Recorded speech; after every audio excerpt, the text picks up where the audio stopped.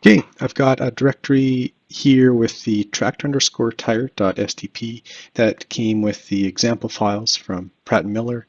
And just to demonstrate what that STP file looks like, I've opened up Inspire and I'm going to import that STP here.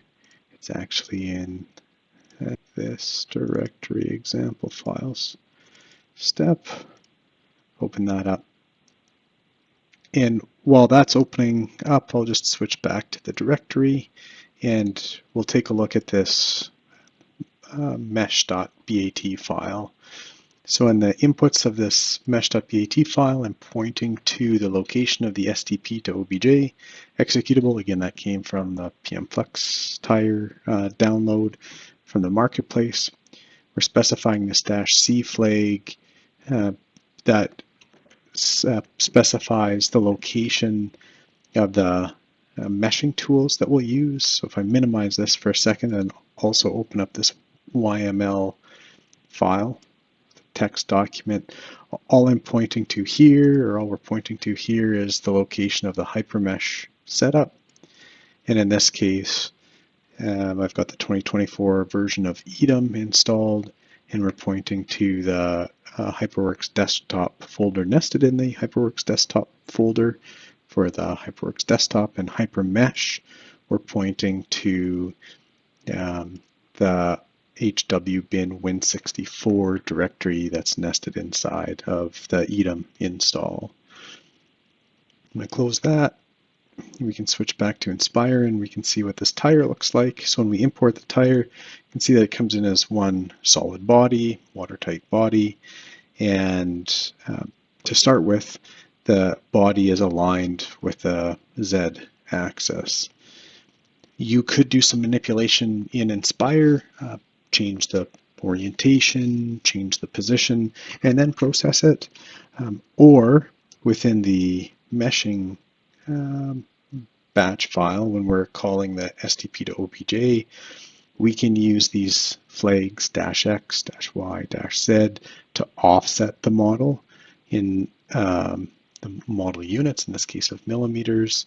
So in this case for the inputs, we've got a 0x, 0y, and 1200 millimeters in the Z. And this -B313 are the Eulerian rotations. So we've got a -90 degrees about the second, or for the second input. So that's going to rotate the tire from the original orientation that we see in the Inspire model. I skipped over a couple of the flags. We're pointing to the hypermesh mesher -hm as opposed to the optional other tool gmesh. We're setting the tolerance here. This -TOL specifies the percent of inner radius to look for the rim boundary.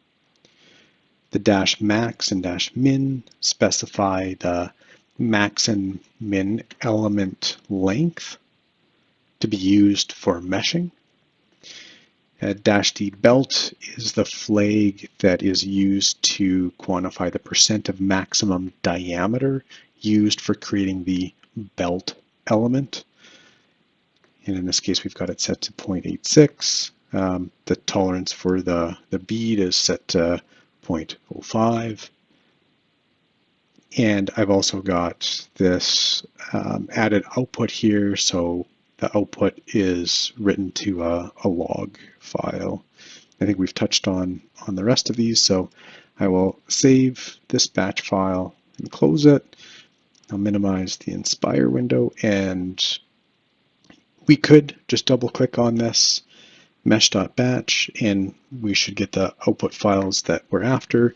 But I find that if we run the meshing tool through a batch command, and I'm just typing in mesh.bat and executing it, that it's helpful because you get more debug information and more information fed back from the execution of that STP to OBJ file. So if there are any issues that come up, you have a better idea of where in the script there was an issue. But in this case, you can see that the script is being executed successfully.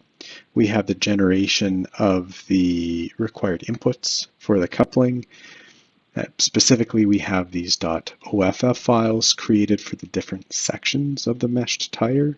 We have the tractor_tire.obj that we'll end up importing into EDEM.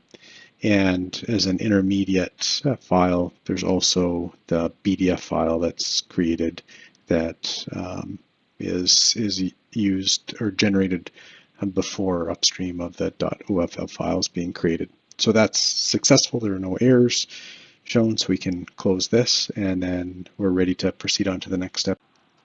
So now that the OBJ file has been created, let's just switch back over to Inspire and import that OBJ file so that we can see how the orientation and position has changed, leaving it as convert to triangular mesh. Okay, the OBJ file has been imported. So the first thing that we notice here is it's the same tire, but a meshed version. So I can select the original step file, and I will move that up 1200 millimeters in the Z direction, except that change in orientation. And then you can see that we've also got an orientation change. So if I select the step file again and change the orientation to negative 90 degrees, and accept that by right-clicking and swiping across, you can see that the tire overlays, the step file overlays well with the meshed tire.